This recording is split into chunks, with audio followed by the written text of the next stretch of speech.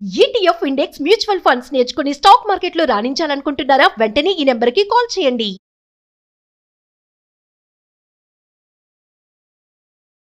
నమస్తే కళ్యాణ్ గారు. నమస్తే జయ గారు. కళ్యాణ్ గారు, డబ్బు సంపాదించాలి, అది కూడా ప్రాపర్ వేలో ఉంటే, ఏదంటారు చూసారా, మన కష్టమైతే ఎటు పోదని. నిజంగా ఇప్పుడు నేను తీసుకున్న స్టోరీ దానికి కరెక్ట్గా యాప్ట్ అవుతుందండి. డబ్బు సంపాదించాలి, చాలా ఈజీగా అది రెట్టింపు అయిపోవాలి. 100 200 అవ్వాలని కోరుకోవటం ఓకే, లేదా 1000 రూపాయలు అవ్వాలని కోరుకోవటం కొంతవరకు ఓకే. 100 10,000 అయిపోవాలని కోరుకోవటం, కుటుంబాన్ని రోడ్డుకి ఇచ్చి ఏమైపోయినా పర్వాలేదు, ఎట్లా ఉన్నా పర్వాలేదు, డబ్బు సంపాదించేస్తామనే ఊహల్లో బతుకుతూ జీవితాన్ని సర్వనాశనం చేసుకుంటున్నారండి ఈ రోజుల్లో యువత. Correct madam. అలాంటి ఒక కేసు ఇప్పుడు మన దాకా వచ్చారండి. లక్ష్మి అనే ఒక ఆవిడ పూర్తి స్టోరీ నాకు మెయిల్ చేశారు, మీతో మాట్లాడాలని అడుగుతా ఉన్నారు. మరి ఒకసారి కాల్ చేసేస్తానండి, మాట్లాడదాం.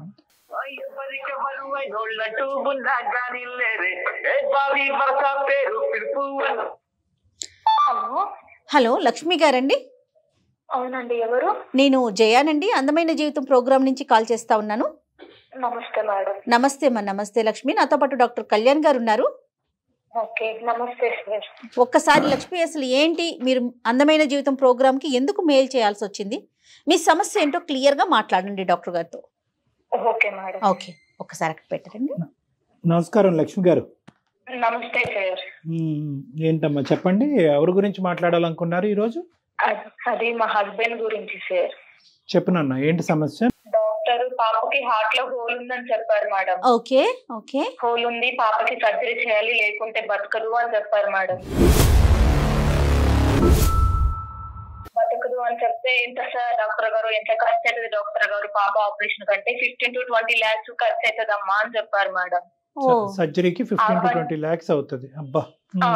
అవును సార్. చెప్తే ఆ పని ఈ పని చేసి మా హస్బెండ్ నేను ఇద్దరం చేసి డబ్బులు కూడబెట్టినాం మేడం. ఓ సంతోషం. కూడబెట్టిన తర్వాతకి అంటే రేపు సర్జరీ అనగా మేడం మా భర్త అమౌంట్ నాకు కూడా చెప్పకుండా అమౌంట్ తీసుకొని వెళ్ళిపోయాడు. దేనికమ్మా అమౌంట్? అది అంటే నాకు కూడా ఫస్ట్ తెలీదు సార్. వాళ్ళ ఒక అన్నయ్య ఉంటాడు, తన ఫ్రెండ్, ఆ అన్నయ్యకి కాల్ చేసి అడిగాను. అంటే నేను కాల్ చేస్తూ ఉంటే ఉండు డబ్బులు తీసుకొస్తున్నా అని చెప్పి కాల్ కట్ చేసి నా మీద విరుచుకుపడుతూ కోపంతో కట్ చేసేవాడు ఫోన్. అయితే ఏం జరిగింది అన్నయ్య అని తన అన్నయ్యకి కాల్ చేస్తే, అమ్మ ఇట్లా బెట్టింగ్ లో పెట్టాడు అమౌంట్, మొత్తం బెట్టింగ్ లో పోగొట్టాడు,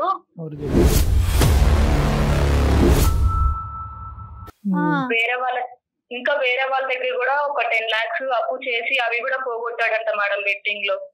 అంటే అతనికి ముందు నుంచి ఉందమ్మా ఈ అలవాటు? ఫస్ట్ అంటే వెళ్ళుతుండే సార్, అంటే చిన్న అమౌంట్, ఎక్కువ కాదు, ఒక 5,000 10,000 అట్లా. నేను అప్పుడే వద్దు వాడకని అని అప్పుడే బతంలాడి చెప్పాను సార్. అమ్మా అంటే ఈ బెట్టింగ్ ఏంటమ్మా, డైరెక్ట్ గా వెళ్తాడా, online mobile betting? Online betting sir. Online betting. అయితే వాళ్ళ ఫ్రెండ్ ఎవరో చెప్పారట, ఇట్లా 20 lakhs ఇంకా 20 lakhs వస్తే డబల్ వస్తుందిరా, నా మాట విను, నన్ను నమ్ము అని చెప్పేసి తీసుకెళ్లి వాళ్ళు ఒక దగ్గర ఉండేసి ఇట్లా బెట్టింగ్ ఆన్లైన్ లో పెట్టారంట సార్. అంటే ఏంటమ్మా ఇప్పుడు బెట్టింగ్ చేసి డబ్బులు సంపాదించాలి అనేటటువంటి దానికి అంటే బాగా రిచ్ అవ్వాలి అని కోరిక, లేదంటే పాప గురించా, దేని గురించి టార్గెట్ ఏంటి? అంటే టార్గెట్ ఉన్నంత మాత్రం బెట్టింగ్ చేయాలని నేను ప్రోత్సహించట్లే గానీ ఏం కావాలి అతనికి? నేను అడిగితే పాప కోసమే చేశాను, డబల్ వస్తుంది, మళ్ళా ఎక్కువ అమౌంట్ ఉంటే పాపను చూసుకోవడానికి మంచిగా ఉంటది అని చెప్పాడు సార్ నాతోని. కానీ అంతకు ముందు కూడా ఆడాడు కదమ్మా. ఇప్పుడు ఇంతకు ముందు పాప పరిస్థితి, సో పాప పరిస్థితి అనేటటువంటిది ఇప్పుడు కనిపించేటటువంటి ఒక కారణము, కానీ అంతకు ముందు కూడా ఇలాగెళ్ళి తగలెట్టిన సందర్భాలు ఉన్నాయిగా డబ్బులు. అవును సార్, అవును. సరిపోయింది. ఓకే, తర్వాత ఏమైందమ్మా మరి? నువ్వు పాప సర్జరీ అయిందా ఇంతకి? పాప ఎలా ఉంది? సర్జరీ చేయించాను మేడం. 20 lakhs మా అమ్మ వాళ్ళు ఇస్తే పొలం అమ్మేసి ఆ 20 lakhs తోని ఆపరేషన్ చేయించాను. పాపకి ఇప్పుడు బానే ఉంది. తను ఇప్పుడు కాల్ చేసి ఓకే విసిగిస్తున్నాడు, నాకు తప్పైపోయింది, నేను పాప కోసమే చేశాను కదా, పాప కోసం ప్లీజ్ నాతో మాట్లాడు, నా దగ్గరికి రా. ఎక్కడున్నావు ఇప్పుడు? నేను మా అమ్మ వాళ్ళ దగ్గర ఉన్నా మేడం. బయటకు వచ్చేసారు మీరు పాపని తీసుకొని? అంతేనండి. తీసుకొని ఆపరేషన్ అయిపోయిన తర్వాత నేను ఇంకా అక్కడికి వెళ్ళలేదు మేడం, మా ఆయన వాళ్ళ ఇంటికి. నేను మా అమ్మ వాళ్ళ ఇంటికి వచ్చేసాను మేడం. అంటే ఈ ఒక్క ఆస్పెక్ట్ తీసేస్తే రవి గారికి ఇంకేమన్నా చెడు అలవాట్లు వ్యసనాలు ఉన్నాయమ్మా? ఇది ఒక్కటేనా? లేదు సార్. ఇది ఆన్లైన్ లో బెట్టింగ్ ఆడతారు. చాలా మంచిగా చూసుకునేవాడు సార్. చెడ్డోడేం అనట్లేదు నేను. మా పాపని నన్ను చాలా ప్రేమగా చూసుకునేవాడు. అది ప్రేమగా చూసుకుంటున్నాడు అనే దానికి ఏంటంటే ఆ 20 లక్షలు కూడబెట్టేంత వరకు ఇద్దరు చెరిసమానంగా కష్టపడ్డారు కదా, మా పస్తులుండి కింద మీద పడి.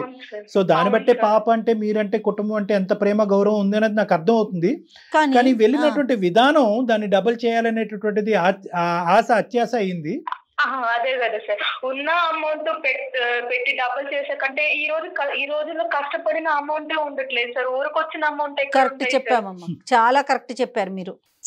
సో ఇప్పుడు 3 నెలలు బట్టి ఉంటున్నాయి మామూలుగా మాటలు అవి ఉంటున్నాయమ్మా? అతను వచ్చిపోతున్నాడా? లేదు సార్, అంటే లేదు సార్, రావట్లేదు. కాల్ చేస్తుంటే నేనే మాట్లాడకుండా కట్ చేస్తున్నాను సార్. వద్దు, నీతో విసిగిపోయాను, నాకు వద్దు, ప్లీజ్ ఫోన్ చేయకు అని చెప్పేసి విడాకులు ఇచ్చేస్తా అని. హాస్పిటల్కి వచ్చాడమ్మా? సర్జరీ అయిన తర్వాత ఒక్కసారన్నా బిడ్డను చూసాడా, చూడలేదా? లేదు లేదు సార్, రాలేదు సార్. రాలేదా, చూపెట్టలేదా నువ్వు? నేను చూపించలేదు సార్. వస్తా అన్నారు, నేను రానివ్వలేదు. సరే మారేనని ఇప్పటికైనా అంటున్నాడా? నేను మారేను లక్ష్మి, నాలో మార్పు వచ్చింది అని అంటున్నాడా? లేదంటే పాప గురించే కదా నేను ఆడాను అని అంటున్నాడా? కారణం చూపెడతా. పాప గురించే కదా నేను ఆడింది అని అంటున్నాడు సార్. రేపొద్దున ఇప్పుడు పాప ఇదంటాడు, రేపొద్దున పాప పెళ్లికో లేదంటే పెద్ద మనిషి అయినప్పుడు అప్పుడు ఆ పార్టీ చేయడానికి డబ్బులు కావాలి కాబట్టి అంటాడు. సో ఈ కారణాలు అనేవి అలా పెరుగుకుంటూనే పోతా ఉంటాయి. సో మార్పు అనేది రాలేదని నీ నమ్మకం అమ్మా? రాదనా? అవును, రాదు సార్. మార్పు, మనుషులో మార్పు రాదు సార్. నా పాప చావు బతుకుల్లో ఉంటే తను వెళ్ళి ఉన్న అమౌంట్ తో చూపించుకోవాలి కానీ సార్, ఉన్న అమౌంట్ తీసుకుపోయి పెట్టి ఇంకా డబ్బులు వస్తుందని ఆశపడి ఒకవేళ మా అమ్మ వాళ్ళ అమౌంట్ ఇవ్వకుంటే మాకు నా పాప పరిస్థితి. అంతే కదా, అంతే కదా లక్ష్మి. నా పాప నాకు దక్కేదా సార్? మా అమ్మ వాళ్ళు ఉండబట్టి సరిపోయింది. ఒకవేళ మా అమ్మ వాళ్ళు లేకపోతే నా పాప నాకు దక్కదు కదా సార్. తన అత్యాశ వల్ల ఉన్న డబ్బులు తీసుకుపోయి ఆటలో పెట్టేసి ఇప్పుడు నేను వస్తా అని ఫోన్ చేసి ఇప్పుడు కాళ్ళ ఎలా పడితే నేను ఎందుకు రానిస్తాను సార్? నాకు లేదు సార్, నా మనసు విరిగిపోయింది సార్. సరేనమ్మా, నీ మనసు విరిగిపోయింది. 3 నెలలు బట్టి మనిషిని దూరం పెట్టావు. ఫైనల్ గా ఎట్టిపోతుందమ్మా మీ జీవితం? అంటే విడాకులు తీసుకోవాలని ఉద్దేశమా ఏంటి నీది? విడాకులు తీసుకుంటాను సార్, నేను తనతో ఉండను.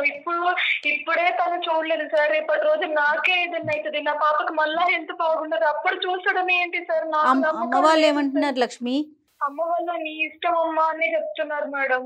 అంటే ఇంక వాళ్ళు కూడా ఏం చెప్పలేదు. ఇప్పుడు ఏంటంటే ఇటువంటి పరిస్థితుల్లో జయ గారు, ఇప్పుడు ఏంటంటే మనిషి చరిత్ర చూసుకుంటే మంచి వ్యక్తి, పెళ్ళం పిల్లల గురించి కూడా అతను బాధ్యతాయుతంగా వివరించారు. ఇటు వచ్చి ఏంటంటే ఎక్సెప్ట్ ఫర్ దిస్ వ్యసనం, దీన్ని వ్యసనం, betting and gambling is a వ్యసనం that does not have direct treatment. అంటే దీనికి ఇదిగో ఈ టాబ్లెట్ వేసుకో రేపటి నుంచి ఈ వ్యసనం నుంచి బయటపడతాం అనేది తాగుడికి, సిగరెట్కి, ఇతరత్ర మత్తు పదార్థాలు కొన్ని వేల మందిని నేను ట్రీట్ చేశాను. కానీ ఈ బెట్టింగ్ గ్యాంబ్లింగ్ లో ఉండేటటువంటి చిన్న లొసుకు, ఎందుకంటే ఆ అమ్మాయి పేరెంట్స్ కూడా ఇంత జరిగిన తర్వాత కూడా నీ జీవితం ఆలోచించుకో ఎందుకు అంటున్నారంటే వీళ్ళు మంచి వాళ్ళు, వీళ్ళు చెడు బుద్ధి ఉండేటటువంటి వాళ్ళు కాదు.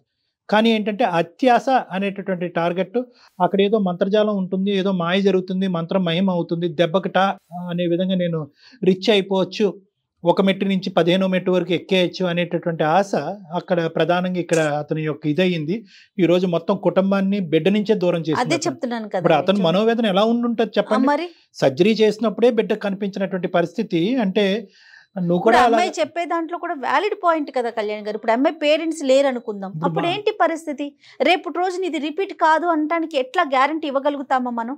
అతను ఎక్కడైనా అతనిలో ఈ 25 లక్షలు పోయినాయి, 25 లక్షలు ఎంతో పోయినాయి అనే బాధ కనిపించిందమ్మా నీకు? అంటే అడపదడప నువ్వు మాట్లాడినప్పుడు అలా ఏం లేదు సార్. ఎలా అంటే నేను పాప కోసం ఎగ్గట ఆడింది, ఎక్కువ వస్తే ఇంకా అమౌంట్ డబ్బులు వస్తే పాపని మంచిగా చూసుకోవచ్చు అని చెప్పి ఆడానని చెప్తున్నారు. కానీ తప్పైపోయింది, నన్ను క్షమించి ఒక్కసారికి నేను మళ్ళా ఎప్పుడు జీవితంలో చేయనన్న మాట రావట్లేదు. పాప కోసమే ఆడానన్న మాటనే మాట్లాడుతున్నారు సార్. అదేనమ్మా, ఇప్పుడు నేను అనేది ఏంటంటేనమ్మా, ఇప్పుడు నువ్వు మాకు చేయటం వెనకతల ప్రధానమైన కారణం ఏంటంటే కనుక నేను ఈ కారణం చేత నేను విడాకులు తీసుకోవాలనుకుంటున్నాను డాక్టర్ గారు, ఇది కరెక్టా రాంగా అనేది తెలుసుకోవటం గురించా, లేదంటే ఒక్కసారి నేను తీసుకునేటటువంటి నిర్ణయం కరెక్టా రాంగా అనే దాని గురించి అతనితో మాట్లాడి చూడండి అనే దాని గురించి చేసావా? అంటే కరెక్టా రాంగ్ ఒకసారి అంటే అతని గురించి ఏం కాదు సార్, మిమ్మల్ని అడుగుదామని కాల్ చేశాను. నాకైతే తను మీద నమ్మకం లేదు డాక్టర్ గారు. తను నాతో ఉంటాడు, మమ్మల్ని మంచిగా చూసుకుంటాడు, మళ్ళా బెట్టింగ్కి వెళ్ళకుండా ఉంటాడు అని చెప్పేసి నమ్మకం అయితే నాకు లేదు అతని మీద. అమ్మ ఒకటమ్మా, నేను ఇందాక కూడా మొదలు పెట్టినప్పుడు ఏంటంటే ఇది దీన్ని ఒక జబ్బు కింద వివరించాలి. ఆబ్వియస్లీ నువ్వు ఒక ప్రశ్న ఎదురుదాడిగా నాకు ఒక ప్రశ్న అడిగితే కనుక నేనేం సమాధానం చెప్పలేకపోవచ్చు. డాక్టర్ గారు మీరు ఇన్ని సలహా సూచనలు ఎప్పుడు ఇస్తున్నారు అంటే కనుక నా బిడ్డ నా చేతుల్లో ఈ రోజు ఉంది కాబట్టి మీరు ఇస్తున్నారు. ఒకప్పుడు నా బిడ్డ నాకు దక్కకపోయి ఉంటే కనుక ఇంకేమై ఉండేదని అడగచ్చు. కానీ ఈరోజు నేను అనేది ఏంటంటే నీ బిడ్డ నీ చేతుల్లోనే ఉంది. అతను కాస్త డబ్బులు తీసుకెళ్ళి ఒక వ్యసనానికి బానిసయ్యి దాంట్లోంచి డబ్బులన్నీ కూడా సర్వనాశనం చేశాడు. కానీ ఇక్కడ ఎంతైనా కూడా అతనిలో కూడా ఒక ఒక ఒక సరైనటువంటి తండ్రి అంటే అతను కూడా ఎందుకు వెళ్ళాడు, ఏదో తాగుడుకో లేదంటే ఇంకో సిగరెట్టో లేదంటే ఇంకో వ్యసనాలకో పోలేదు. ఆ డబ్బులు సంపాదించి వచ్చేటటువంటి డబ్బుల ద్వారా బిడ్డకి సర్జరీ చేయాలన్నది. అంటే ఏంటంటే ఆలోచన కరెక్టే, విధానం కరెక్ట్ కాదు, హృదయం మంచిదే. ఒక నీ మాతృమూర్తిగా నువ్వెలా ఉన్నాయో ఒక పితృడి స్థానంలో అతను ఉండేటటువంటిది. ఇక్కడ ఏదో న్యాయం చేయాలి అని అనుకున్నావు, బిడ్డను కాపాడాలనుకున్నావు. పగలనక రాత్రనక పస్తులుంటూ కింద మీద పడుతూ నలుగుతూ ఈ విధంగా ఉండి ఒక రూపాయి సంపాదించుకోవటం ఏంటి, ఒకే దెబ్బతో ఇలా సంపాదించేద్దాం అనేటటువంటి ఆలోచన అతని మైండ్లో తన స్నేహితులు కానీ ఇంకోళ్ళు కానీ గట్టిగా నాటుంటారు. ఫైనల్గా అతను ఏమనుకున్నాడంటే గ్యాంబ్లింగ్ బెట్టింగ్ చేసే వాళ్ళు అందరూ ఇదే అనుకుంటారు. సార్ ఎవరి గురించి సార్, నా బిడ్డ గురించే కదా, ఎవరి గురించి సార్, నా భార్య గురించే సార్ అంటారు. కానీ ఎప్పుడు కూడా అక్కడ గెలిచినటువంటి దాఖలాలు ఎక్కువ ఉండవు. ఇంకాస్త ఏంటంటే ఒక 100 రెట్లు అప్పులు పాలయ్యి ఇల్లు గొల్లయ్యి మొత్తం అంతా ఆస్తులు గీస్తులు అమ్ముకునే పరిస్థితి వస్తుంది మరి. సో ఇక్కడ కూడా అదే పరిస్థితి. కానీ నేనేమంటున్నానంటేనమ్మా, ఇప్పటికీ అతను ఒప్పుకోవట్లేదు అనేది ఒక నిజమైతే కనుక, ఎందుకు అంటే కనుక అతను చేసేటటువంటి కారణం ఇక్కడ బలంగా చూపెడుతున్నారు. నా బిడ్డ గురించే కదా అని చెప్పి. ఇది ఒక వ్యసనం. ఇది ఎంత కాదనుకున్నా కూడా వ్యక్తిత్వపరమైనటువంటి లోపం కాదు, ఇది ఒక వ్యసనం, ఇది ఒక వ్యాధి. దానికి సంబంధించినటువంటి ట్రీట్మెంట్ ఇస్తే కనుక మిగతా ఏ అంశాన్ని నువ్వు ఇక్కడ పరిగణలోకి తీసుకున్నా కూడా అన్ని అంశాల్లో కూడా మా ఆయన కరెక్టేనండి చాలా రెస్పాన్సిబుల్ అని అంటున్నాం. అంటే 99% కరెక్ట్గా ఉన్న వ్యక్తి 1% బ్యాడ్గా ఉన్నాడు. ఎటొచ్చి ఏంటంటే ఈ 1% నువ్వు ఎందుకు యాక్సెప్ట్ చేయలేకపోతున్నావు అంటే కనుక ఒక కళ నీ కాన్స్టెంట్గా నీ బ్రెయిన్లో తిరుగుతుంది. అంటే సరైనటువంటి సమయంలో నాకు కావాల్సినటువంటి డబ్బులు రాకపోతే కనుక బిడ్డ లేనటువంటి తల్లిగా నేను ఉండిపోయి ఉండేదాన్ని కదా, చేతులలో నా బిడ్డను పోగొట్టుకునే దానిగా ఉండిపోతాను అనే కళ నీ వెనకాతల తిరగటం వల్ల ఈరోజు ఆ పరిస్థితి కాస్త నీ భర్త మొహంలో కనిపించడం వల్ల అతను నీ ఇంటి దరిదాపుల్లోకి తీసుకురాలేకపోతున్నావు. అంతే కదమ్మా. కానీ నేనేమంటానంటేనమ్మా, ఈరోజు అతనికి తగలవలసినటువంటి బాధ ఓకే, పశ్చాత్తాపం పొందట్లేదు ఇప్పటికీ కూడా బిడ్డ గురించే అంటే కనుక అది నిజమే, బిడ్డ గురించే పోయాడు.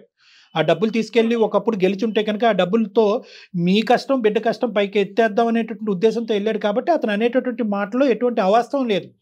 కానీ ఒక 3 నుంచి 6 నెలల వరకు సర్జరీ అయినటువంటి బిడ్డను హాస్పిటల్లో కూడా చూడకుండా, ఆ బిడ్డ మొహం కూడా చూడకుండా, బిడ్డను దరిదాపుల్లోకి రాకుండా నువ్వు దూరం పెట్టా చూడు, అతనికి సరైనటువంటి పనిష్మెంట్ ఆల్రెడీ తగిలింది అన్నట్టుగా నాకు అనిపిస్తుంది. అంటే నేను ఏ నిర్ణయం తీసుకోమనట్లేదు, ఫైనల్గా నీ నిర్ణయం నీదే.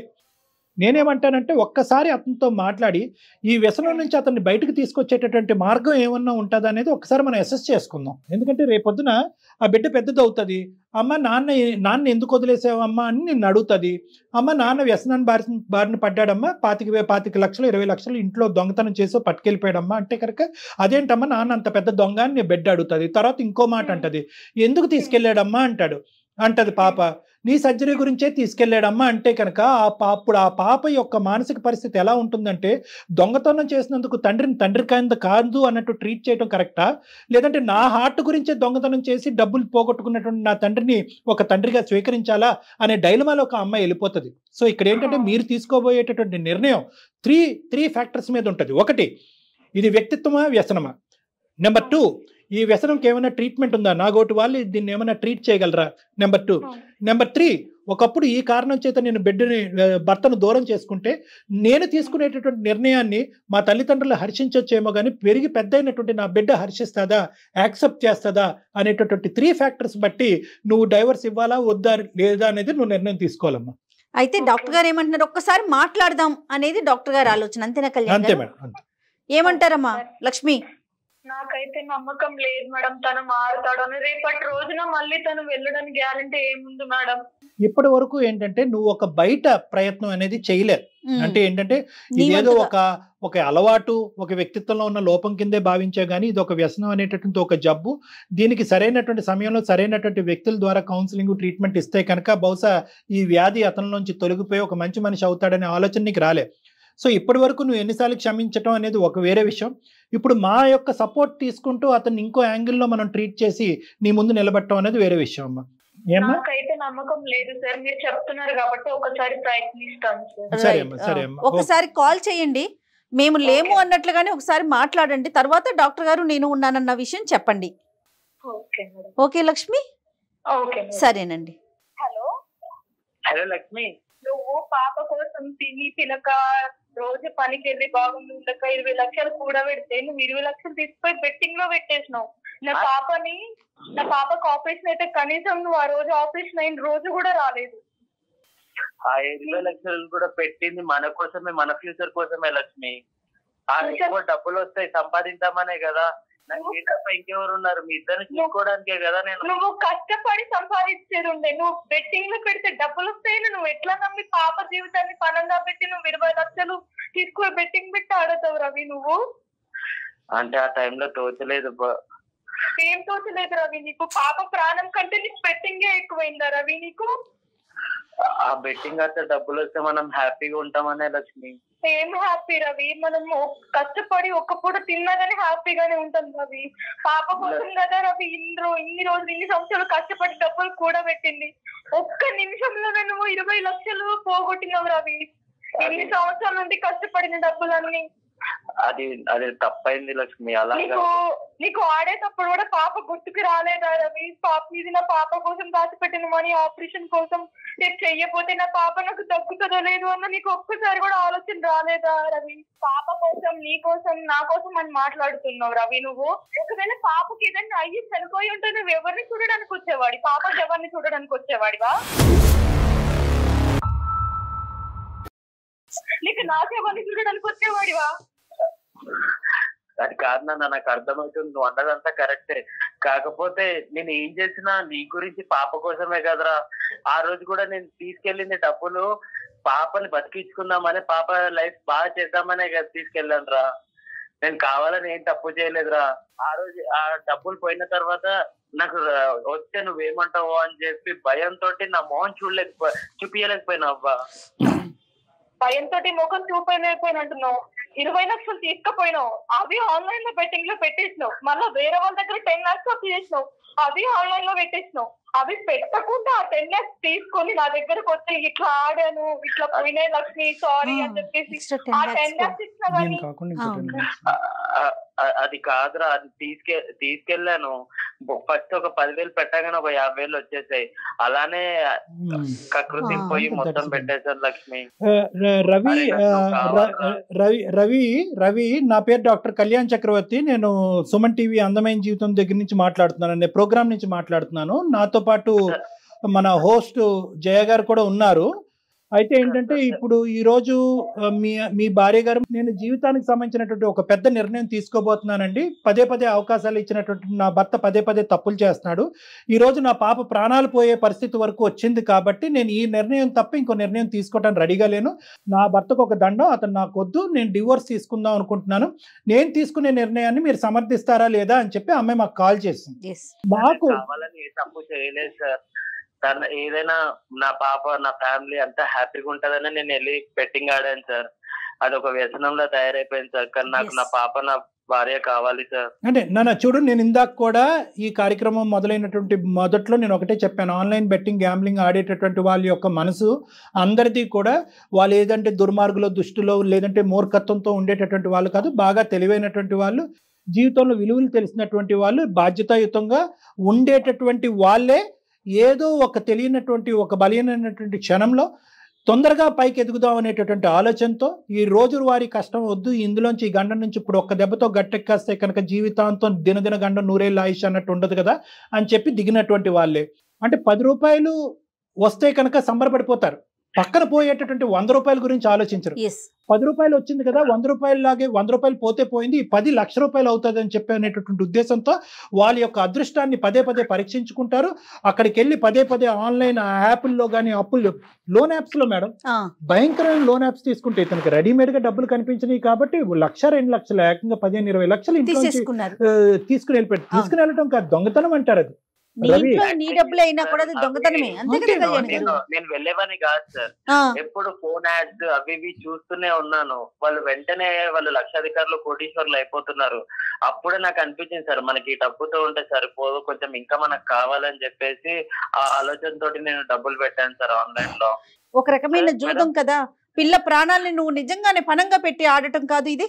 ఏదన్నా అయినట్లయితే ఇది ఏంటంటే ప్రామిసుల మీద వాగ్దానాల మీద నడిచేటటువంటిది కాదు. ఎందుకంటే ఆ అమ్మాయి కూడా చెప్పింది 100 సార్లు అందరి మీద, బ్రతుకున్న మనుషులు ప్రజానికం అందరి మీద నువ్వు ఒట్లేసావంట, ప్రామిసులు చేసావంట.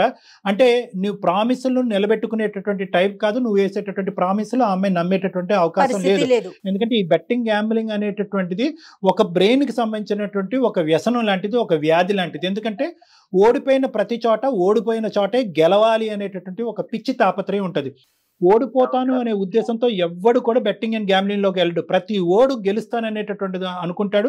లాస్ట్ టైం ఈ నెంబర్ మీద కాకుండా ఆ నెంబర్ మీద పెట్టాను కాబట్టి ఓడిపోయాను, లేదంటే నల్లపిల్లి ఎదురొచ్చింది కాబట్టి ఓడిపోయాను, లేదంటే వాడెవడో నా మైండ్ డిస్ట్రాక్ట్ చేశాడు కాబట్టి ఓడిపోయాను అని చెప్పి బయట కారణాలు చెప్పి మీ లోపల ఏ కారణం లేదు, మీరు ఏ తప్పు చేయట్లేదు, ఈ రోజు ఓడిపోతే రేపు ఖచ్చితంగా గెలుస్తాననే ఉద్దేశంతో బ్లైండ్ గా మీరు వెళ్తారు.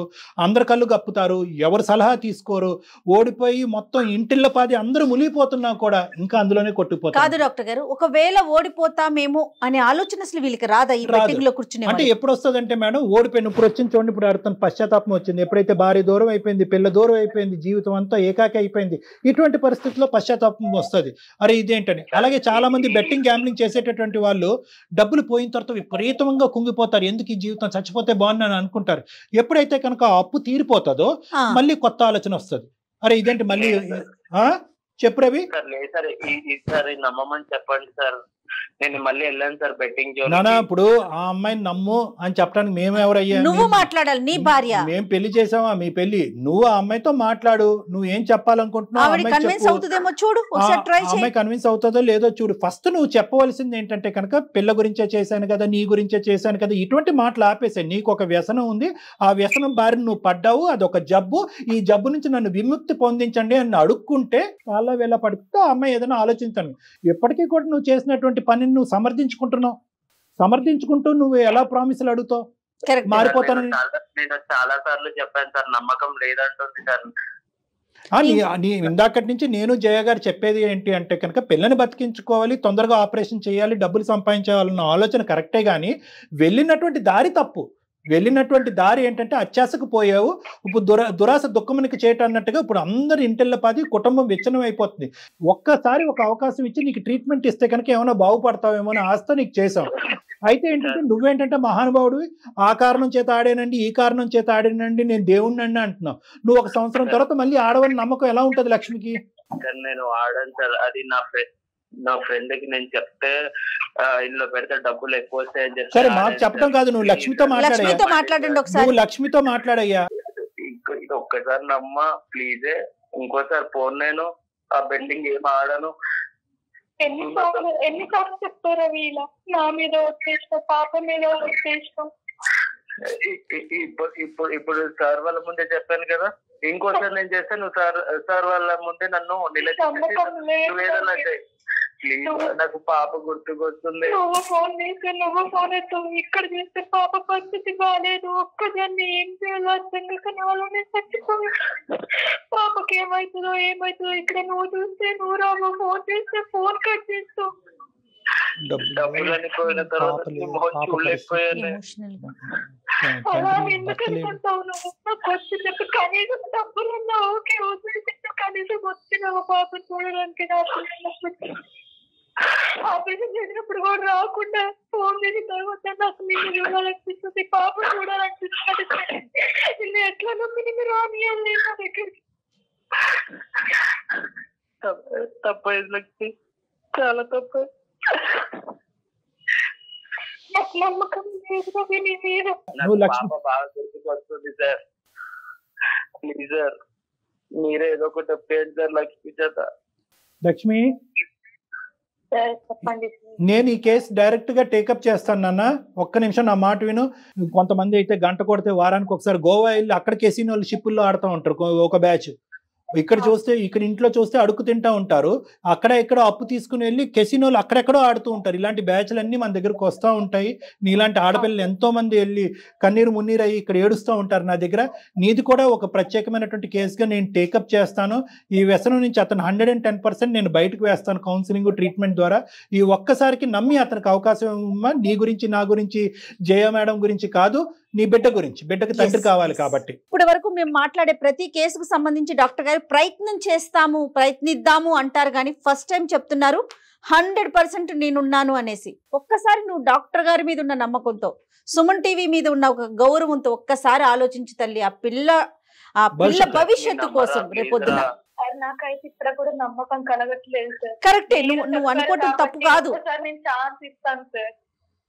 ఎందుకంటే అమ్మ నీ లోపల కూడా రవి గురించి ఒక కావాలి, నువ్వు కావాలరా ప్లీజ్ లక్ష్మి అంటే అతని పరిస్థితి కూడా ఒకసారి ఆలోచించమ్మా. సర్జరీ అయిన దగ్గర నుంచి ఒక్కసారి కూడా పాప చూడలేదు. అతనికి కావాల్సినటువంటి భయంకరమైన పనిష్మెంట్ ఆల్రెడీ అనుభవిస్తున్నాడు. అతను భయంకరమైన పనిష్మెంట్ అనుభవిస్తున్నాడు. అవునవును కరెక్ట్. లక్ష్మి నేను తప్పు చేశాను, నేను ఒప్పుకుంటున్నానే, ప్లీజ్ రానివే పాప దగ్గరికి. బాబు రాగాని ఇంకేమన్నా అప్పులు ఉన్నాయా? అది చెప్పు ముందు. ఇంకేమన్నా నువ్వు రావటమే కాకుండా అప్పుల బ్యాగేజ్ కూడా ఏమైనా తీసుకొస్తావా? బయట ఒక 10 లక్షలు అప్ప ఇది ఒకటి చేశాను సార్, అది నేను ఎలా అయినా తీసుకుంటాను సార్. లక్ష్మి నా పక్కన ఉంటే చాలు సార్. పక్కన ఉంటే మళ్ళీ బెట్టింగ్ ఆడుతావు? లేదు సార్, ఇప్పుడు వెళ్ళాను సార్ నేను బెట్టింగ్ కి. నాకు నా పాప చూడాలని ఉంది సార్, ప్లీజ్ సార్ మీరే ఎలా మేడం. మనం డైరెక్ట్ గా చూడకుండా మాట్లాడలేదు. సరే ఒక పని చేద్దాం రవి, నేనేమంటున్నానంటే నాకు కూడా ఇటువంటి కారణం చేత కుటుంబాన్ని విడగొట్టడం అనేది నాకు కూడా ఇష్టం లేదు. ఓకే, ఎందుకంటే కనుక ఇంతకంటే భయంకరమైనటువంటి పరిస్థితిలో ఉన్నటువంటి వాళ్ళని కూడా ఒక కౌన్సిలింగ్ ట్రీట్మెంట్ ద్వారా గాడిలో పెట్టినటువంటి అనుభవం నాకు ఉంది కాబట్టి నీ సైడ్ కూడా నాకు నమ్మకం పోలేదు. ఎందుకంటే ప్రధానంగా రెండు, ఎందుకంటే యూజువల్ గా మేడం ఈ బెట్టింగ్ గ్యాంబ్లింగ్ ఉండేటటువంటి వాళ్ళకి ఇతరత్ర వ్యసనాలు కూడా ఉంటాయి, అంటే తాగుడు కానీ. ఇతనికి ఏంటంటే అవి లేవు అని అంది కాబట్టి అది ఒక పాజిటివ్ పాయింట్. రెండోది ఏంటంటే ఇతనికి తగలవలసిన దెబ్బ ఆల్రెడీ తగిలింది. బిడ్డ బతుకుతుందా చనిపోతుందా, సర్జరీ ఎక్కడో అవుతుంది, ఆపరేషన్ ముందు బిడ్డను చూడలేదు, ఆపరేషన్ తర్వాత బిడ్డను చూడలేదు, ఆపరేషన్ అయిన 3 నెలల తర్వాత బిడ్డను చూడలేదు. ఇదే కళ బహుశా జీవితాంతం ఉంటే కనుక అతని పరిస్థితి ఏంటి అనేటటువంటి అతనికి ఇప్పుడు బాగా చురకు అంటుకుంది. సో అది ఒకటి. రెండోది. మూడోది ఏంటంటే కనుక చాలా ముఖ్యమైనటువంటి అంశము, స్టార్టింగ్ లో బిడ్డ గురించి అనేటటువంటి అన్న వ్యక్తి ఈరోజు ఇది ఒక వ్యసనం సార్, నాకు ట్రీట్మెంట్ ఇవ్వండి, నేను మీ దగ్గరికి వస్తాను, భార్య పిల్లలు. సో ఈ 3 కారణాలు ఉన్నాయి కాబట్టి లక్ష్మి బహుశా ఇతను మారటానికి చాలా అవకాశాలు ఉన్నాయి అనేటటువంటిది ఒక నమ్మకం. ఇది ఒక ఆఖరి అవకాశం. నేను కౌన్సిలింగ్ ట్రీట్మెంట్ ఇచ్చిన తర్వాత ఇప్పుడు చేసినటువంటి దాంట్లో 0.1% తప్పు చేసినా కూడా నువ్వు ఇప్పుడు మా కాల్ కలపక ముందు తీసుకున్నటువంటి నిర్ణయాన్ని మేమందరం మూకుమ్మడిగా అందరూ సమర్థిస్తాం, మేమందరం నీ వెన్నంటూ ఉంటాం. కానీ ఒక్క అవకాశం ఇవ్వు లక్ష్మి పాపం అతనికి. సార్ నేను హాస్పిటల్ కి ఎందుకు రాలేదంటే సార్, ఆ టైంకి నా దగ్గర డబ్బులన్నీ పోయినాయి సార్. నా మొహన్ నా భార్యకి చూపించలేకపోయాను సార్, అందుకే రాలేదు సార్. ఇప్పటికైనా పశ్చాత్తాపడుతున్నారా మీరు? పిల్ల కోసం చేశాను, భార్య కోసం చేశాను, అప్పులు తీర్చడం కోసం చేశాను కాదు, ఇప్పటికైనా అది తప్పు అనే ఆలోచన వచ్చిందా? నన్ను క్షమించమని అడుగుతున్నాను మేడం. నీకు కాదమ్మా రవి, మీరు చేసిన పని తప్పు అనే ఆలోచన వచ్చిందా? అదే అడుగుతున్నా నేను డాక్టర్ గారు. తప్పే మేడం, అది ఒకటే చెప్తాను, లక్షాధికారిని అయిపోతాను. అందరూ ఒక గొర్రెలు బందలాగా అందరూ ఒక గొర్రె వెనకతలు ఒక గొర్రె మీరు వెళ్తా ఉంటారు. ఇది చాలా కామన్. ఎందుకంటే ఒక సింపుల్ ఎగ్జాంపుల్, నన్ను 25 years బట్టి నేను ఈ ప్రొఫెషన్ లో ఉన్నాను మేడం. ఒక్కడు కూడా నేను ఇది ఆడి బాగుపడ్డాను అనేది నేను వినలేదు, చూడలేదు మేడం. కానీ ప్రతి వాడు గెలిచినట్టుగానే, ఎందుకంటే వాళ్ళు ఏంటంటే వీళ్ళకి వ్యాలీ అని ఒకటి ఉంటుంది, అంటే ఒక పర్స్ ఉంటుంది అనమాట. వాడు ఏం చేస్తా ఉంటాడంటే ఆ బెట్టింగ్ వాడు 1000 రూపాయలు వేయటం, 10,000 వేయటం, 15,000 ఆశ చూపిస్తాడు. వీళ్ళు ఏంటంటే ఎంత వచ్చిందిరా అంటే 15,000 వస్తుంది. ఆ 15,000 ఇటు జోబులోని లేదు, చెక్కులో లేవు, బ్యాంకులో లేవు, ఒక పాకెట్ లో ఉంటాయి. అది చూసి వీళ్ళు సంబరపడతా ఉంటారు. ఆ 15,000 వచ్చేసినాయి అని అనుకుంటా ఉంటారు. కాదు, ఆ 15,000 వీళ్ళు కాదు, వీళ్ళు ఏం చేస్తారంటే ఆ 15,000 తీసుకెళ్లి పెడతారు, 15 లక్షలు పోతారు. సో ఇదంతా కూడా ఏంటంటే జిమ్మిక్ మేడం. వాడు గవర్నమెంట్ కూడా నాకు అనిపిస్తోందండి, గవర్నమెంట్ కూడా కొంచెం యాక్షన్ తీసుకొని ఇలాంటి ఆన్లైన్ బెట్టింగ్స్ మీద ఏదైనా కఠినంగా చర్యలు తీసుకుంటే బాగుండండి. ఎన్ని జీవితాలు నాశనం అయిపోతా ఉన్నాయండి. ఒకటి మేడం, అదొకటి మీరు చెప్పింది. రెండోది ఏంటంటే కనుక రవిలాగా నేనెందుకు చేయట్లేదు, మీరెందుకు చేయట్లేదు చెప్తున్నాను నేను. Yes, yes, ఎందుకంటే yes, yes. కష్టాన్ని నమ్ముకుని బతికేవాడు ఎప్పుడు షార్ట్ కట్లు 100% అండి. ఇది ఒకటి. రెండోది, మూడోది ఏంటంటే కనుక సింపుల్ లాజిక్. రవి లాంటి ఎవరైతే బెట్టింగ్ గ్యాంబ్లింగ్ ఆడి అదే జీవితం అదే అనుకుని సర్వనాశనం అయిపోయి కుటుంబాలు మొత్తం అంతా కూడా నట్టేట్టు మునిగిపోతున్నారో వాళ్ళందరికీ నేను ఒకటే అంట, ఆ బెట్టింగ్ గ్యాంబ్లింగ్ వెబ్సైట్ పెట్టుకున్నవాడు మిమ్మల్ని బాగు చేద్దామని అది పెట్టుకున్నాడా, వాడు బాగుపడదామని ఉన్నాడా? మీకే లక్షలు ఇస్తే కనుక వాడు పిల్లలకి వాడేం పెట్టుకుంటాడు? కాబట్టి దయచేసి ఏంటంటే ఇది ఒక భయంకరమైనటువంటి చేప కింద నీటిలాగా పెరిగిపోతున్నటువంటి ఒక తప్పుడు దోవలో గవర్నమెంట్ కూడా అరికట్టలేనటువంటి ఒక భయంకరమైనటువంటి ఒక వ్యాపారం. ఇందులో ఏంటంటే సామాన్య ప్రజలు మునిగిపోతూ ఉంటారు. డబ్బులు ఉన్నవాడు ఎలాగన్నా బతుకుతాడు, కానీ సామాన్య ప్రజలు మునిగిపోతారు. మా మాట విను, ఒక్కసారి మా మీద నమ్మకంతో ఒక్కసారి నువ్వు అవకాశం ఇవ్వు. మీ మీద అయితే నాకు నమ్మకం లేదు. అది కూడా డాక్టర్ గారి దగ్గరికి వెళ్ళిన తర్వాతకే నేను ఏదైనా అప్పుడు డిసిషన్ తీసుకుంటా. అప్పుడు దాకా నేను ఎలాంటి డిసిషన్ తీసుకోను. నిన్నైతే నమ్మనుగాక నమ్మను నేను. నా మీద వదిలేసే లక్ష్మి, నేను చెప్తున్నాను కదా, నాకెంతో నమ్మకం ఉంటే కనుక నేను ఈ ప్రామిస్ మీకు చెయ్యను కదా. నేను ప్రామిస్ చేస్తున్నాను అంటే కనుక ఖచ్చితంగా నేను మార్చేటటువంటి ప్రయత్నం చేస్తాను. వర్స్ట్ కమ్ సినారియో మనిషి ఎలాగే ఉంటే కనుక నువ్వు తీసుకోవాల్సిన నిర్ణయం నువ్వు అప్పుడు కూడా తీసుకోవచ్చు.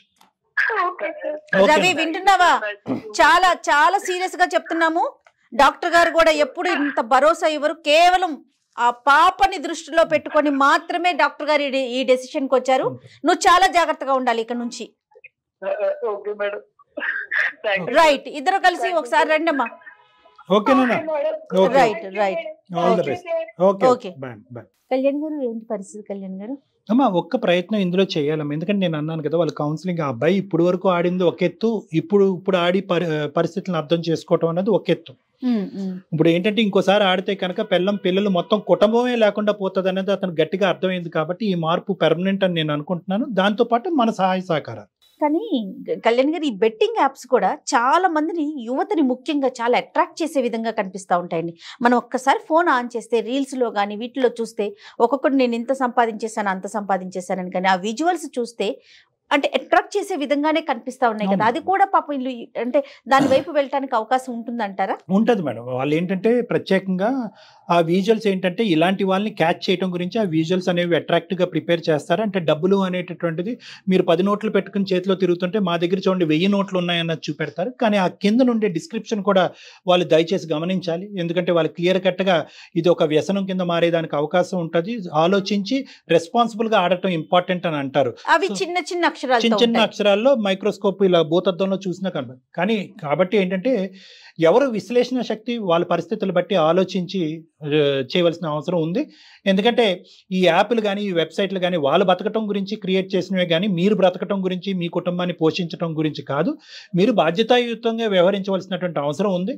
ఎందుకంటే ఈరోజు గెలుస్తాను అనుకునేటటువంటిది ప్రధానమైనటువంటి ఓవర్ కాన్ఫిడెన్స్. అవునండి.